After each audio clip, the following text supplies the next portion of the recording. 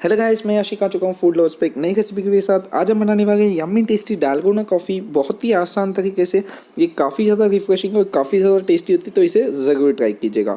तो चलिए शुरू करते हैं। शुरू करने से पहले दोस्तों मेरे इस वीडियो को लाइक कीजिएगा और चैनल को सब्सक्राइब कीजिएगा और भी कई अच्छी रेसिपी की वीडियोज़ के लिए। तो चलिए शुरू करते हैं। सबसे पहले हम एक बड़े से मिक्सिंग बाउल में 2 चम्मच इंस्टेंट कॉफ़ी जो मिलती है वो ले लेंगे। उसके बाद हम इसमें 2 चम्मच शक्कर यानी कि शुगर डाल देंगे। उसके बाद हम इसमें डाल देंगे 2 चम्मच गर्म पानी, सेम क्वांटिटी लीजिएगा, सब कुछ 2-2 चम्मच। उसके बाद हम इससे के इलेक्ट्रिक बीटर या हैंड विस्कर जो आता है उसकी वजह से किसी भी वजह से इसे अच्छे से विस्क कर दीजिएगा, एक जब तक एक क्रीमी टेक्सचर का नहीं हो जाता। लगभग इसे इस कंसिस्टेंसी का होने के 5 मिनट लगते हैं। तो देख सकते हैं काफ़ी ज़्यादा क्रीमी लग रहा है। अब हम इसे एक चम्मच की मदद से अच्छे से मिक्स कर लेंगे ताकि एकदम इक्वल हो जाए इसकी कंसिस्टेंसी।